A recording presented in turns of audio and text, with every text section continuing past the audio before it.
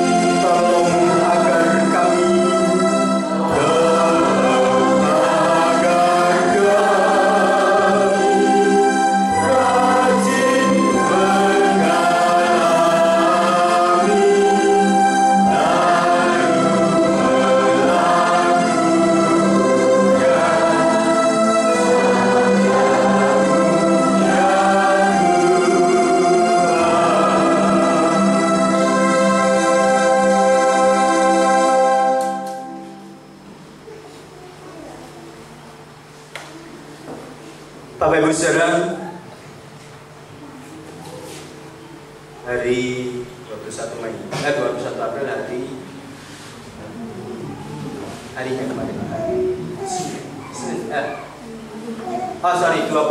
Ibadah di sini 20 April, jadi hari Sabtu 8 hari yang lalu. Saya diberitahu supaya nanti melayani ibadah di tempat ini. Dan saya membayangkan berarti nanti kalau ibadah pakai tenda atau mungkin ibadahnya di luar. Karena gereja ini pasti tidak cukup. Jemaat Donorejo sudah di atas 50 kakak. Betul? Tepatnya berapa kan? 55 kali 3 berarti 165. Ditambah dengan pemuda yang hadir pada saat ini, beberapa yang kemarin saya tahu itu sekitar hampir 100-an. Berarti 265. Bangkunya ada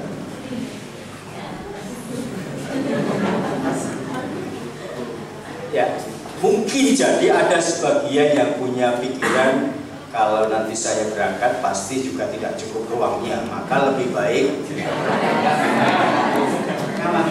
saya berangkat dengan bawa kursi sendiri.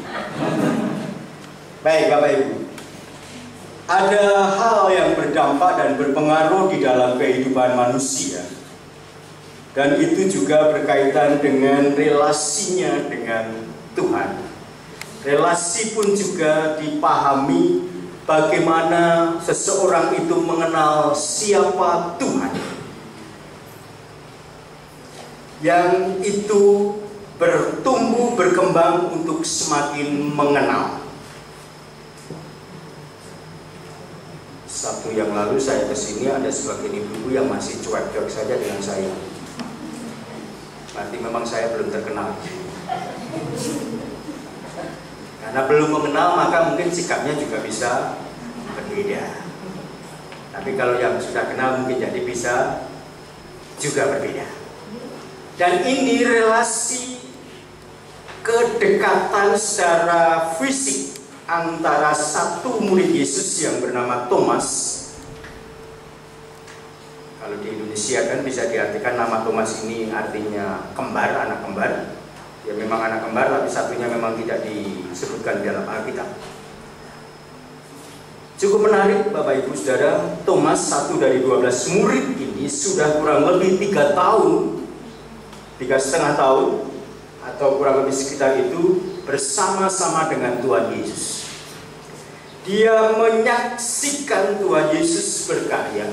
Dia mendengar Tuhan Yesus memberitakan sabda Tuhan. Bahkan juga pemberitahuan akan apa yang akan terjadi dalam diri Tuhan Yesus dalam menyatakan keselamatan bagi manusia. Nah, kita perlu perhatikan Bapak Ibu Saudara, dalam kondisi yang tidak baik-baik saja saat itu. Kejadian ini terjadi ketika kemudian Tuhan Yesus sudah bangkit. Beberapa kali Tuhan Yesus menjumpai para murid, menjumpai para pengikutnya. Dan seminggu yang lalu Tuhan Yesus datang di tengah-tengah persekutuan para murid ini dalam satu rumah. Bapak Ibu, mari kita membayangkan pada saat itu mereka bukan beribadah dengan pakai sound system yang menggelegar, bukan dengan memuji Tuhan sepenuh hatinya dengan suara yang lantang, tapi mereka berada dalam satu rumah, ditutup, dikancing baik pintu maupun jendelanya, dan mereka berada di dalam. Bukan menjadi tertutupnya ini bukan berarti mereka nggak mau diikuti oleh yang lain, tapi situasi pada saat ini Bapak Ibu. Kalau secara politik pemerintahan, mereka ini dianggap atau bisa saja dituduh pembangkang dengan pemerintah. Kenapa saudara? Pada saat itu Anda tahu bagaimana kemudian memutarbalikkan fakta berita Tuhan Yesus yang sudah bangkit ini oleh imam-imam kepala, mengganti berita benar ini dengan berita yang bohong. Sejak awal ketika Tuhan Yesus disalib, mereka sudah was-was. Mereka ingat, dia pernah berkata bahwa akan bangkit lagi di hari yang ketiga. Maka solusinya, oke lah kalau begitu tunggu saja. Ada prajurit yang menjaga kubur Yesus. Tapi seberapapun jumlah prajurit, satu peleton, satu kompi pun juga tidak bisa menghalangi kebangkitan Tuhan Yesus. Tuhan Yesus yang sudah sungguh-sungguh bangkit. Para prajurit pun ketakutan, imam-imam pun juga merasa bingung, khawatir. Maka kemudian memohon kepada pejabat pemerintah untuk membawa berita yang memutarbalikkan fakta. Cukup berkumpul Bapak besar. Prajurit harus mengatakan, dan yang memberitakan ini kepada masyarakat ini adalah para prajurit, harus bersaksi kepada masyarakat, mengatakan bahwa ketika kami menjaga kubur Yesus, kami ini ketiduran. Karena ketiduran maka kemudian mayatnya dicuri oleh para murid. Ya, bayangannya logika manusiawi ini pasti orang banyak tidak akan percaya kalau Yesus bangkit. Karena berita dari pemerintah resmi yang dibawa oleh para prajurit bahwa Yesus tidak bangkit tetapi dicuri oleh para murid. Walaupun memang berisiko Bapak Ibu, prajurit harus mengatakan karena mereka ini adalah para prajurit yang harus berjaga, namanya Joko yang tidak tidur. Tapi mereka harus mengatakan kami sedang berjaga tapi kami ketiduran. Ini melalaikan tugas. Mereka pun juga was-was. Para imam Kau jangan khawatir, tenang aja lah, nggak akan dipecat. Justru mereka membawa berita ini kemudian dibayar, menyebarkan berita. Maka yang berkembang berita di masyarakat, versinya para prajurit, Yesus tidak bangkit. Sedangkan para murid dalam situasi yang bukan baik-baik saja, karena mungkin jadi di antara mereka yang juga bingung, kecewa, senang ketika tahu Yesus sudah bangkit. Kecewa karena memang mereka menyaksikan bagaimana Yesus pada saat itu memang sungguh-sungguh wafat di Bukit Golgota, disalib. Sementara mau mempertahankan keyakinan itu atau mau bergumul percaya dengan berita yang berkembang di masyarakat, ini sebuah pilihan. Dan salah satu yang dipilih oleh Thomas, susah untuk percaya. Apalagi ditambah Bapak Ibu Saudara, orang-orang yang ada di situ, prinsip mereka, pemahaman mereka memang agak sulit untuk memahami pengertian kebangkitan orang mati. Kalau mati ya sudah, titik. Kalau bangkit lagi memang susah dipahami. Walaupun mata mereka menyaksikan Tuhan Yesus pernah membangkitkan orang yang mati. Nah saudara, Thomas cukup menarik kalau di dalam kesaksian Injil Yohanes ini. Dia adalah murid yang dipanggil oleh Tuhan Yesus, tetapi oleh versinya Injil Yohanes dikatakan adalah murid yang ragu-ragu, murid yang kurang percaya. Ketika kemudian, ya kisah ketika Tuhan Yesus mau membangkitkan Lazarus di Injil Yohanes 11. Sebelumnya di mana Lazarus tinggal itu adalah tempat di mana Yesus dan para murid ini sudah terancam karena akan dibunuh oleh orang banyak pada saat itu. Maka ketika kemudian Tuhan Yesus katakan, mari kita kembali ke Galilea, datang kembali untuk menemui Lazarus. Thomas katakan apa? Yohanes 11 ayat yang ke-8 akan datang ke tempat itu, dan di ayat yang ke-16, mari kita mati bersama-sama dengan Yesus. Yang kedua, bagaimana Thomas ketika mendengar bahwa Tuhan Yesus yang adalah Allah berkata akan kembali kepada Allah Bapa di surga. Thomas berpikir, ya ini caranya lewat mana? Kalau tahu jalannya pasti juga bisa mengikut Yesus dengan logika manusia. Sama seperti halnya ketika kemudian mendengar berita Yesus sudah bangkit. Para murid bersaksi, kami sudah berjumpa dengan Yesus. Oh, nah. Kalau belum mencucukkan jarinya di bekas paku di tangan Tuhan Yesus, atau mencucukkan tangannya di lambung Tuhan Yesus, sekali-kali aku tidak percaya. Pada hari kemudian, nanti semua kemudian mereka bersekutu kembali dan Yesus datang. Damai sejahtera bagi kami. Sapaan yang begitu hangat. Dan ketika itu Tuhan Yesus menyapa Thomas, cucukkan tangan, jarimu, tanganmu ke dalam lambungku, jarimu dalam bekas paku. Thomas tidak lakukan itu, tetapi dari mulutnya keluar kalimat, ya Allahku dan ya Tuhanku dan Allahku. Ini cukup menarik Bapak Ibu Saudara, kata Tuhan, dan di ayat yang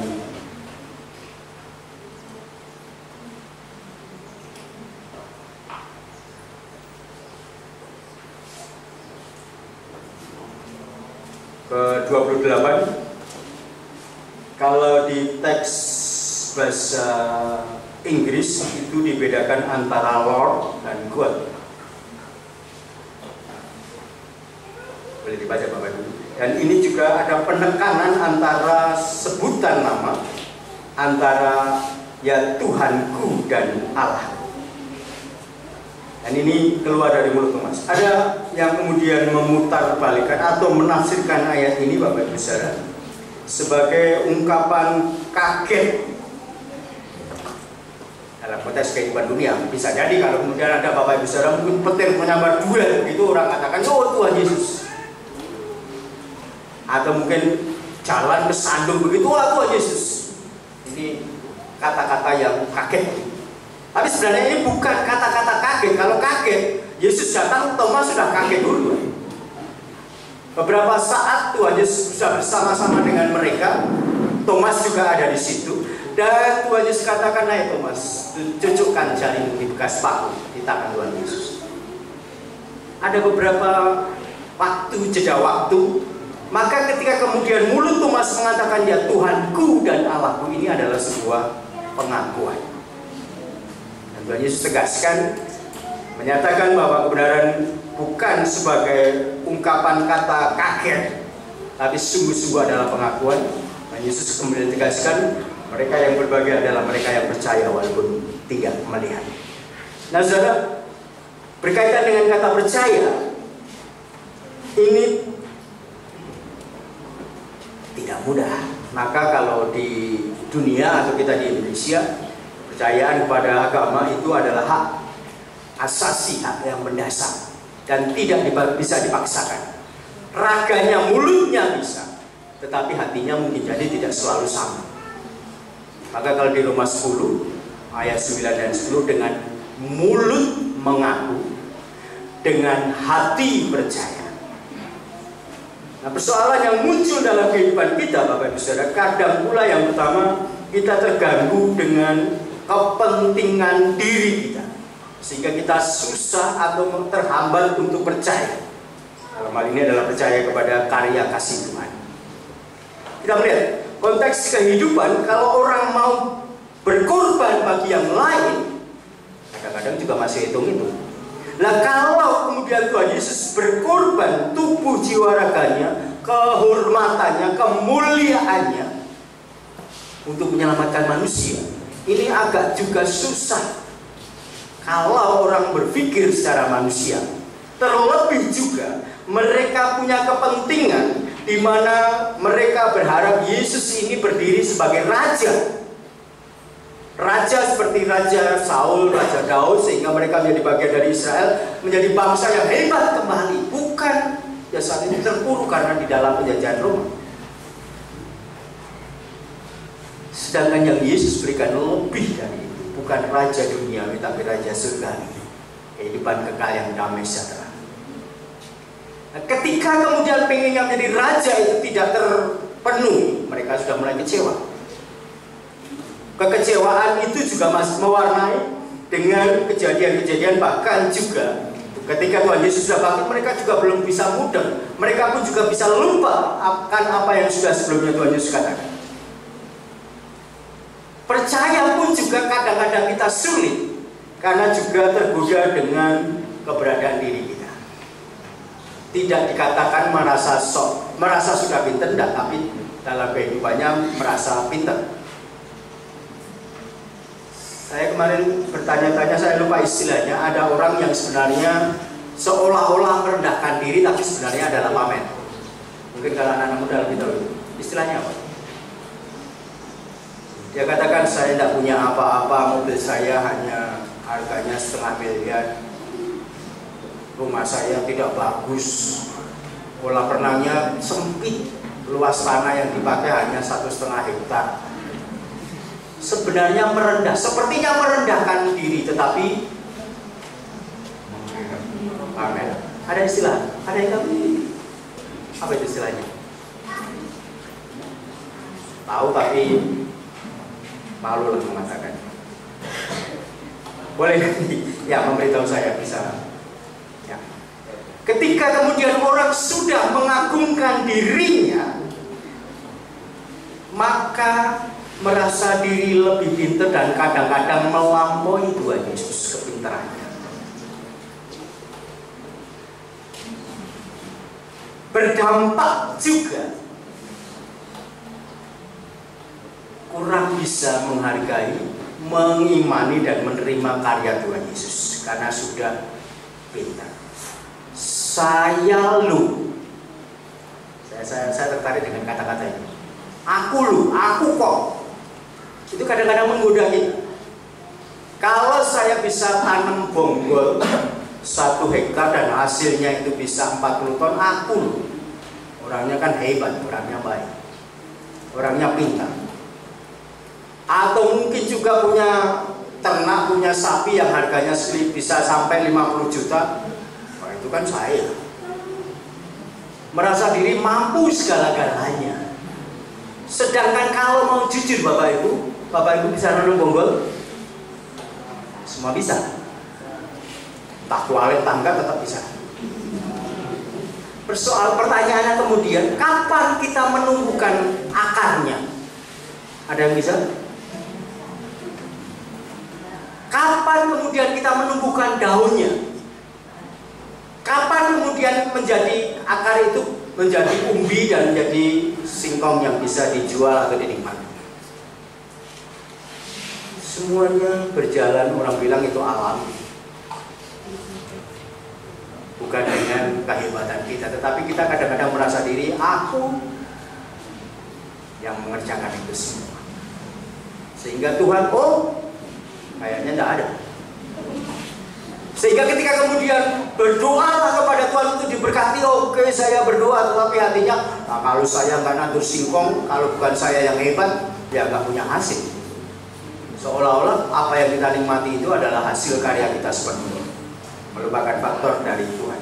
Yang ketiga, selain kita merasa pintar, merasa mampu, juga kadang merasa pintar dan memakai logika kita, akal pikiran kita, kadang yang ketiga menggoda kita karena kita sudah merasa kuat, hebat. Maka nggak butuh Tuhan, nggak perlu Tuhan. Kalau kemudian Tuhan mau berkarya, Tuhan memimpin. Nah, tapi kalau pengennya seperti Bim Salabim, dalam nama Tuhan Yesus langsung ada. Sekarang saya pengen mobil Bim Salabim dalam nama Yesus langsung ada mobil, oke lah begitu. Tapi kenyataannya kan nggak seperti itu. Kalau punya mobil karena saya sudah bekerja, karena saya sudah punya hasil dan kembali kepada saya yang merasa diri sudah mampu dan sudah kuat. Bergumulah dalam kehidupan kita semua Bapak Ibu Saudara. Kalau di dalam karya Tuhan Yesus, Rasul Paulus mengingatkan bagaimana kenosis, perendahan diri Tuhan Yesus menyatakan kasihnya kepada sesama. Pertama, mari kita lihat dalam diri kita, siapa kita. Kalau kita bersama berkumpul di sini beribadah kepada Tuhan adalah orang-orang yang beriman di dalam Tuhan. Amin semua. Semua punya iman pada Tuhan? Ya. Siapa yang menjadikan kita bisa punya iman?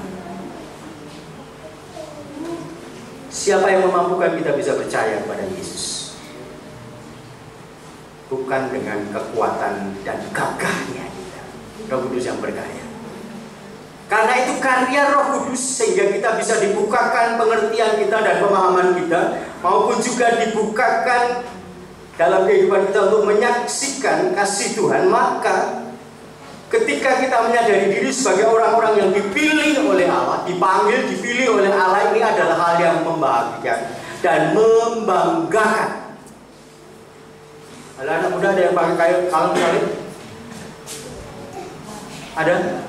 Yang dibanggakan emasnya atau salibnya? Atau emasnya? Emasnya. Ya. Bangga memakai kalung salib. Bukan salibnya saja yang kemudian, tapi ya bagaimana terus mengingat kepada Tuhan Yesus. Kebanggaan itu merasa diri sebagai orang yang sudah diistimewakan oleh Tuhan. Kenapa saudara? Karena kadang-kadang kalau kita menganggap bahwa panggilan Tuhan itu panggilan yang sepele, kadang-kadang kita susah untuk mewujud nyatakan. Panggilan itu Tuhan bayar melalui kematiannya di kayu salib, sehingga kita menjadi orang-orang yang diselamatkan oleh Tuhan. Boleh angkat tangan selama dari bangun tidur sampai hari ini nggak berbuat dosa? Nggak ada yang ngaku.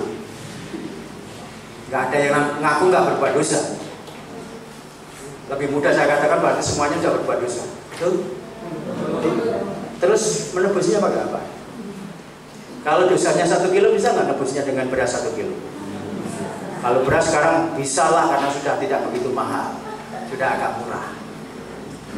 Kalau dosanya itu 20 kilo, waduh sudah cukup banyak. Pertanyaan lagi, lalu bagaimana cara menimbang dosanya? Apa bisa dikiloi? Tidak bisa lagi. Ya, ini yang luar biasa. Tuhan sudah menjadikan kita, ini yang perlu kita pegang terus dan bangga terus, menjadi orang-orang yang telah diselamatkan oleh Tuhan. Bukan kita hidup mencari keselamatan, tidak, tetapi kita adalah orang-orang yang telah diselamatkan oleh Tuhan. Dan keselamatan itu sudah sempurna, tidak perlu ditambah-tambah lagi. Tidak perlu diupayakan lagi karena itu sudah Tuhan karuniakan buat setiap orang yang beriman. Jadi kalau udah hari ini Tuhan Yesus datang untuk yang kedua kalinya, nggak perlu takut lagi. Atau tuh hari ini Tuhan memanggil kita menghadap hadiratnya, nggak perlu lagi bingung. Karena kita adalah orang-orang yang sudah diselamatkan. Saya tanya lagi, Bapak Ibu sudah selamat? Silakan angkat tangan orang yang merasa sudah diselamatkan oleh Tuhan. Yakin sudah diselamatkan? Berarti Bapak Ibu yang tidak angkat tangan berarti belum yakin. Kalau belum yakin nanti masuk neraka. Saya tanya lagi, angkat tangan silakan yang merasa sudah diselamatkan oleh Tuhan. Tunjukkan jarinya, tunjukkan tangannya. Kan tadi sudah mandi tuh, belum gereja? Kalau sudah mandi angkat tangan. Tidak usah takut karena pasti sudah tahunya. Bangga sebagai orang-orang yang telah diselamatkan oleh Tuhan. Dan kebanggaan itu mewujud di dalam kehidupan kita, dalam ketaatan kita kepada Tuhan. Bukan lagi berbuat supaya diselamatkan, bukan lagi melakukan jasa baik supaya kita diselamatkan, bukan. Karena kita sudah dalam kondisi selamat, maka mendorong kita untuk hidup terus beriman kepada Tuhan dan menempatkan Tuhan sebagai Tuhan dan yang kita sembah dalam hidup kita. Maka karena ini keyakinan kita bersyukur karena sudah dipilih oleh Tuhan, diselamatkan oleh Tuhan. Hidup kita dalam dunia ini bukan berarti kalau begitu ya terus hidupnya seenaknya, bukan. Karena sudah selamat ya sudahlah, secara otomatis sudah selamat, titik, tidak. Tetapi kehidupan kita yang di dalam dunia ini adalah kehidupan orang-orang yang sudah ada dalam kondisi selamat yang dari Tuhan. Yang artinya kehidupan kita dalam dunia ini mencerminkan, menyatakan kehidupan sebagai orang-orang yang diselamatkan oleh Tuhan. Karena saya sudah diselamatkan oleh Tuhan, saat kemudian majelis gereja menata ibadah minggu di tempat ini di Donorejo setiap hari Minggu jam 9.30, maka bukan waduh minggu meneh, tetapi karena saya sudah yakin sudah diselamatkan dan sudah dalam kondisi selamat, beribadah kepada Tuhan itu adalah sebuah kerinduan, bukan melakukan perintah, bukan melakukan amal supaya diselamatkan, bukan. Tapi karena sudah merasa sudah diselamatkan oleh Tuhan, maka beribadah itu menjadi sukacita. Dan kehidupan kita dalam dunia ini adalah hidup di dalam Tuhan dengan iman yang benar di dalam Tuhan. Dan bagaimana punya iman yang benar dengan Tuhan, itu membutuhkan hikmat dan wahyu yang dari Tuhan. Bagaimana didapat? Melalui hubungan kedekatan. Ketika dekat, ketika berrelasi dengan benar di dalam Tuhan, maka akan semakin mengenal Tuhan dengan baik. Maka bersama Pak Ketua Klasis, Mas Bagus, Ketua Pemuda Klasis, Kompaming Klas. Ini ibadah gabungan yang berapa? 1 tahun lebih. Pertanyaannya kan yang ke berapa? 5, 4, 3, 2, 1. Dari bulan 1 itu yang kedua. Di 2024 ini sudah yang kedua. Selama ini sudah yang keberapa? Bukan hanya Ebenezer Immanuel, tetapi sudah tambah Saud Jajar, para datu. Sekarang tambah lagi Epeta Bumi. Yang ke 6. Kalau anak muda itu biasanya hari jadiannya itu kan ingat betul. Kalau hari pertama kali mengadakan PA bersama gabungan itu kapan dan di mana? Saya percaya paling tidak dokumennya ada. Karena sudah ada dokumennya, nggak perlu dieling-eling. Kalau perlu dokumennya silakan tanya pada Mas Kres nanti. Dia punya dokumennya. Dokumennya bukan catatan tetapi video. Ya. Bersukacita dan bukan menjadi beban. Ya Bapak Ibu, kemarin kami bergumul dengan laporan keuangan jemaat di LPC di Musyawarah Majelis Jemaat. Kami bertanya yang dilaporkan itu yang mana? Duitnya tok atau keseluruhan kegiatan? Contoh misalnya hari ini, sejak kemarin sampai hari ini. Yang ditulis dalam laporan pertanggungjawabannya majelis itu hanya dana yang dikeluarkan atau semuanya, termasuk berasnya habis berapa, dagingnya habis berapa kilo, dan sebagainya dan seterusnya. Ada yang bilang, loh kan berasnya kami tidak beli, dagingnya kami nggak beli juga, sayurannya kami tinggal ngambil di belakang rambai. Maka, nah terus mau dianggarkan bagaimana? Ya dan seterusnya. Saya percaya kira-kira juga Bapak Ibu Saudara, namanya kegiatan seperti ini tidak kurang dari 3 juta. Betul? Orang berpikir, waduh, setahun 3 juta, satu kegiatan 3 juta. Setahun berapa kali? 4 kali, berarti 12 juta. Itu hanya untuk kegiatannya, belum lagi jalannya, belum lagi bensinnya, belum lagi dan sebagainya dan seterusnya. Bisa jadi sampai 4-5 juta. Tetapi ketika kemudian ini bukan perintah, adalah syukur kita sebagai bagian dari anak muda, bagian jemaat yang sudah diselamatkan oleh Tuhan, maka ngelakoninya dengan sukacita. Sukacita ibu-ibu tadi pagi bangun tidur jam 3, itu masak mempersiapkan sarapan itu bukan beban, tapi sukacita. Beribadah kepada Tuhan bukan hanya dalam gereja saja, tapi dalam praktek kehidupan kita setiap hari. Melayani anak muda, buana sopo yang dimasak, disiapkan sarapan enak-enak masih tidur, tidurnya nyenyak banget karena jam 1 baru tidur. Saya tadi malam ditanya kesininya ke Donorejonya kapan, pikir saya kalau saya ke Donorejo kemarin semalaman pasti saya tidak bisa tidur, maneman. Tapi karena kemarin sudah banyak utang, maka ya lebih baik berangkat pagi saja lah, supaya di rumah bisa tidur dulu. Ada sukacita, bangga. Maka saya percaya Bapak Ibu Saudara, ketika kemudian itu ada dalam diri setiap kita, dalam diri seluruh jemaat khususnya yang ada di Donorejo ini, Mas Agus siap-siap ya nanti membuat draft 2025 gerejanya perlu entah ditambah ke belakang, ke depan aku bisa. Karena 55 kakak kali 3 sudah 165, nggak cukup lagi. Belum lagi nanti kalau ada tamu. Nah pertanyaannya bukan bagaimana caranya majelis, pertanyaannya bukan mana programnya majelis, tapi pertanyaan buat kita masing-masing. Apakah saya sudah diselamatkan oleh Tuhan? Atau kita masih pakai logika seperti Thomas? Sebelum saya mencucukkan jari baru percaya. Atau setelah mendapatkan sapaan Tuhan, mulut kita mengatakan ya Tuhanku dan Allahku. Ini bukan latah, bukan kaget, tapi pengakuan, karena Dia adalah Allah dan Tuhan, Lord and God yang disembah, maka menyembahnya dengan roh dan kebenaran. Itu adalah tanda keberadaan orang-orang yang sudah diselamatkan. Saya percaya Bapak Ibu semua adalah orang-orang yang diselamatkan. Amin semua. Kita sudah selamat, nyatakan dan hidup dalam kondisi bahwa kita adalah orang yang diselamatkan. Bukan dengan gerundel, bukan dengan iri hati, bukan dengan kayuran yang hijau. Tapi mari bertanya, bagaimana syukur kita kepada Tuhan dalam diri kita.